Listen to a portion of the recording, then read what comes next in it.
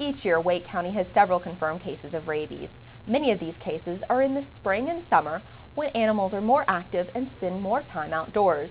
Rabies is highly transferable, and pets who are exposed frequently have to be put down if they haven't been vaccinated properly.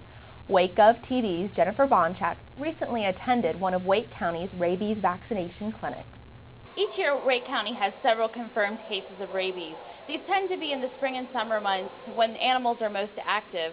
Today I'm here with Michael Williams of the Wake County Animal Care Control and Adoption Center. He's going to tell us a little bit more about rabies and about how rabies is spread. Michael, thanks so much for joining us. Thank you for having me. Absolutely. Michael, we know that rabies tends to be very serious. Can you tell us a little bit about how it is spread? Rabies is a disease that affects warm-blooded animals, and it can develop in the body for a long time, several months. The animal becomes contagious when it gets into their brain, and they shed the virus from their brain into their saliva. So it's passed when an infected animal bites or puts some saliva on another animal, and it gets into the body. So mainly it's through bites. It can also, scratches are also a possibility, but the main thing is bites. So if an infected animal bites, the saliva in their mouth through the bite gets into the body, and there's a high chance that that animal can become infected. The county tells public about rabies cases through the media, but tell us, Michael, how are some of the ways that we can prevent rabies as citizens from spreading? The best way to prevent is to make sure that your pet is vaccinated. It's required by law for dogs and cats, so you should be doing it anyway, but that's the best protection, is to make sure the pets are vaccinated. If your pets live outside or stay outside often and have a chance of interacting with wildlife, then you want to make sure that if there is a case in your area, or you know that it has come in contact with wildlife, to make sure it gets boosted at your veterinarian. You also, if you feed your animal outside, you want to make sure that you pull that up at night. You don't want to leave anything out that will act as a attractant to get wildlife into your yard to eat that food and possibly increase the chance of interacting with your pet. So tell us a little bit about what citizens can do if their pet comes in contact with a rabid animal. The first thing to do is to contact your veterinarian. If your animal has been previously vaccinated, it's safe. We just want, the state law requires that you get boosted, get another vaccine in the animal as soon as possible to make sure that they're protected. You also want to make sure that you are not handling the wild animal and don't get any cuts or scratches.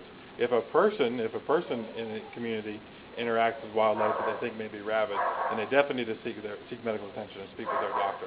I know that the Wake County Animal Shelter does provide those kinds of vaccinations. Tell us a little bit about the other type of services that you provide here, or some of the alternatives to getting rabies vaccination.